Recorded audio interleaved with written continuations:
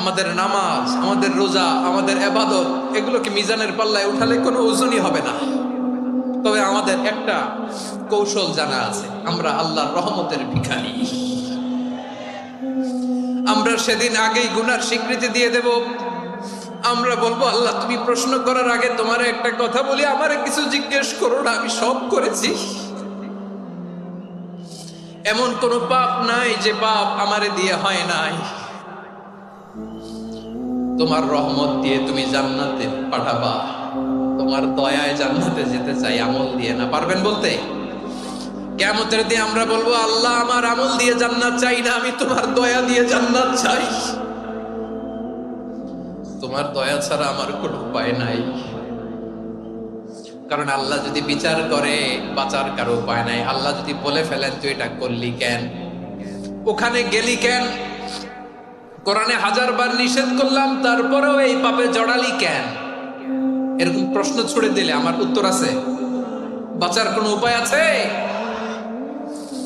রোজ হাসরে হে আল্লাহ আমার করোনা বিচার, আল্লাহ করোনা বিচার,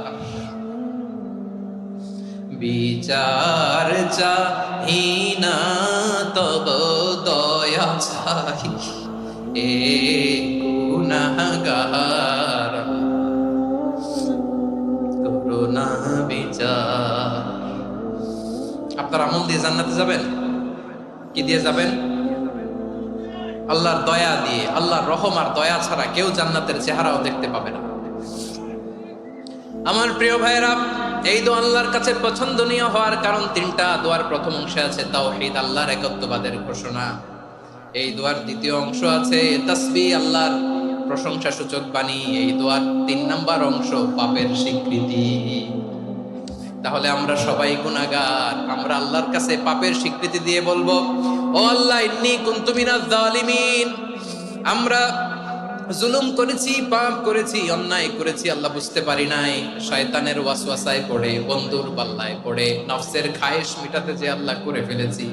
তুমি গুনাহ না মাফ না করলে আমাদের গুনাহ মাফ করার দ্বিতীয় কেউ নাই। ঠিক কিনা বলেন? এভাবে অনুতপ্ত হয়ে যদি আল্লাহর কাছে দোয়া করেন, দেয়ালে পিঠ থেকে গেছে, কোনো রাস্তা নাই বের হওয়ার, ওই মুহূর্তেও আপনাকে বিপদ থেকে উদ্ধার করবে কে? বিশ্বনবী চরম বিপদে পড়লে 2টা দোয়া পড়তেন। প্রথম হলো এটা, লা ইলাহা ইল্লা আনতা সুবহানাকা ইন্নী কুনতু মিনাজ জালিমিন। এই দোয়াটা আমরা বেশি বেশি পড়ব প্রিয় ভাই। রাজি আছেন? সবাই আওয়াজ করে পড়ুন ইনশাআল্লাহ।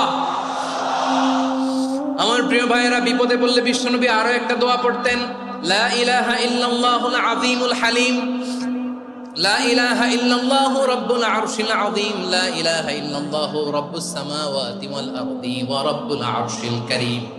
এই যে বললাম, রেকর্ড হয়ে গেছে। এখন তো আর ইনস্ট্যান্ট মুখস্থ না হলো, পরে মুখস্থ করে নেবেন। আল্লাহ ছাড়া কোনো উপাস্য নাই, তিনি সুমহান, মহা সহিষ্ণু। আল্লাহ ছাড়া কোনো উপাস্য নাই, তিনি সুমহান, আরশের অধিপতি। আল্লাহ ছাড়া কোনো উপাস্য নাই, তিনি আকাশের মালিক, জমিনের মালিক, তিনি সুবিশাল আরশের অধিপতি। সুবহানাল্লাহ পড়েন। এই দোয়াটা কেউ যদি পড়ে যদি এর ওসিলা করে দোয়া করে, তাকে বিপদ থেকে মুক্তি দেয় কে? মনে থাকবে আপনাদের? তাহলে বিপদের প্রথম ধাক্কায় কি যেন পড়তে হয়? ইন্না লিল্লাহ। তারপরে কি বলে আল্লাহর কাছে নিজেকে সঁপে দিতে হয়? দেয়ালে পিঠ থেকে গেলে লা ইলাহা ইল্লা আনতা সুবহানাকা ইন্নী কুনতু মিনাজ জালিমিন। 2 নাম্বার হচ্ছে লা ইলাহা ইল্লাল্লাহুল আযীমুল হালিম, লা ইলাহা ইল্লাল্লাহু রাব্বুল আরশিল আযীম, লা ইলাহা ইল্লাল্লাহু রাব্বুস সামাওয়াতি ওয়াল আরদি ওয়া রাব্বুল আরশিল কারীম। মনে থাকবে? ইনশাআল্লাহ বলেন সবাই, আওয়াজ করে সবাই ইনশাআল্লাহ।